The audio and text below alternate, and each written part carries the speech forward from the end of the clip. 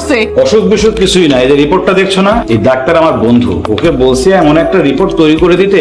আমি আসলে দেখতে চাইছিলাম আমি অসুস্থ হলে কে আমার পাশে দাঁড়ায়, তাই এই অভিনয়টুকু করলাম। আমার এই যে মায়ের পেটের দুই বোন, আমার কিডনি নষ্ট হয়েছে শুনেও তারা একটি কিডনি দিতে চাইলো না। আমার বউ, ও আমার পাশে এসে দাঁড়ালো বিপদের সময়, ও কিডনি দিতে চাইলো। তোমরা এই মেয়েটাকে এত নির্যাতন করছো, তারপরে মেয়েটা আমাকে কিছুই বলে না।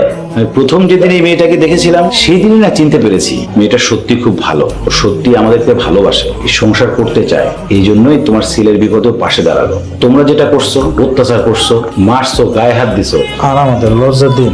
লজ্জা তো আমি দিতে চাই নাই। তোমরা সবাই মিলে এই মেয়েটাকে যদি নিজের পরিবারের সদস্য মনে করো, তাহলেই তো সমস্যার সমাধান হয়ে যায়। অবশ্যই করব, এরকম ভুল আমি আর কখনো করব না। যা কিছু করি না কেন ভেবে চিন্তে সঠিক কাজটাই করব। আমি তাহলে আসি। আমার নিজের ছেলে আমাদের সাথে নাটক করে।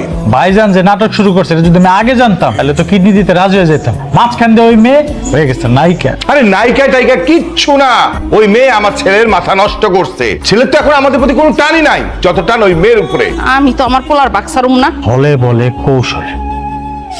আরে বৌমা, কই যাইতাছো তুমি? কই আর যাবো, রান্না করতে যাই। কি বলো তুমি বৌমা? তুমি হইছো কি আমাগো পরিবারের একমাত্র বউ, হ্যাঁ? তুমি যদি রান্না করতে যাও তাহলে আমরা সবাই খুব কষ্ট পাবো। তোমার রান্নতে হইব না, কাজের লোক আছে, কাজের লোক রান্নবো। তুমি ঘরেই থাকো। প্লিজ তুমি আমাকে ক্ষমা করে দাও। আমি আপনাদের কারো উপরে রাগ করে নাই, কোনো কষ্টও পাইনি। আমি তো আজীবনই চাইছি আমার একটা পরিবার হোক, যেটা আপনাদের দেখে আমার মনে হয়েছে যে আমি এই পরিবারে অনেক ভালো থাকতে পারবো যদি এই পরিবারটা আমার হইতো। আপনারা যে আমাকে মেনে নিছেন এটাই তো অনেক। আমি কথা দিচ্ছি যে আমি আজীবন একসাথে থাকবো। আজকে আমরা সবাই সবার ভুল বুঝতে পারছি। আজকের পর থেকে আমরা সবাই মিলামিশা থাকবো। এই খুশির দিনে তুমি একটু মিষ্টি মুখ করো মা। না না দেও তো দেও, আমিও খাবো মিষ্টি, দেখি। না না, মানে তুই কেন মিষ্টি খাবি? আরে এত সুন্দর মিষ্টি দাও না, আমিও মিষ্টি খাবো। না, বাবা, বাবা, খাইস না। এটা তুই কি করতেছিস বাবা? রাখ, রাখ, মিষ্টি খাবো না।